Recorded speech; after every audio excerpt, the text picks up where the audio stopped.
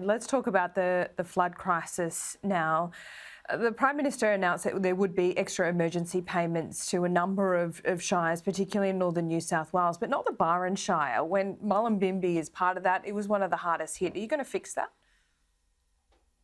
Well, Laura, when we took the decision to have these additional payments made, noting that many thousands of payments have been made to date, we did so on the basis of advice about the scale of natural disaster that had occurred, that we were looking there around those initial shires identified at not just another flooding event, but a natural disaster of greater scale and intensity than had been seen recently. We did, however, make clear to the National Resilience and Recovery Agency and to other officials that we wanted to receive continued advice about impacts in other regions, and as the PM has indicated, we'll respond to the situation in other regions based on that expert analysis around the scale of disaster and what is appropriate there. Do you really need expert analysis? I mean, we can all see what happened to some of these parts which weren't a part of the original shires that were declared by the Prime Minister. So, look, I understand there's a process here, but if these suburbs or townships have been hit really hard, but they're not included in that bureaucratic declaration, you'll fix it? That's precisely why we want to make sure that we treat everybody as fairly and equitably as you can in a situation like this. We've already put more than $480 million of payments out the door to hundreds of thousands of individuals across Queensland and New South Wales, supporting them in terms of the immediacy of responding to a situation like this. We made the decision that we would provide payments above the normal standard in these areas where there was an intensity of natural disaster of such scale that we could see that the initial support needed supplementation.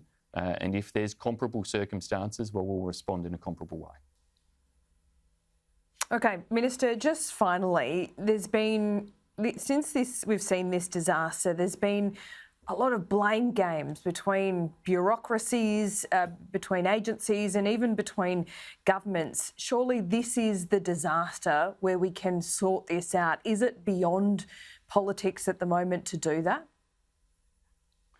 Well, I hope not, Laura. It shouldn't be. Now, we have Defence Force leadership embedded in the coordination centres in both Queensland and New South Wales.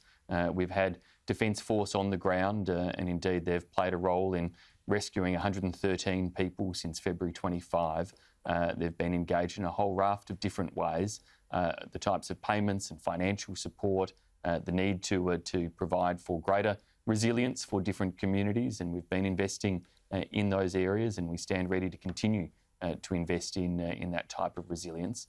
But it is also a case where the reality of circumstances need to be acknowledged too, that it's not going to be possible for any government of any political persuasion or any state or federal nature to have everybody in the right place at the right time to respond to disasters of unprecedented scale. And that is what we saw in relation to these floods.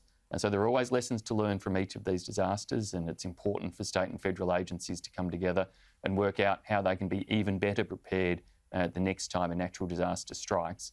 But when it is, as we saw in these communities, floods never seen in the existence of those towns or cities before in terms of Western settlement in Australia, that's a pretty clear indication that you had something that was above any type of planning or expectation levels too. Minister, as always, appreciate your time. Thanks so much. Thanks, Laura. My pleasure.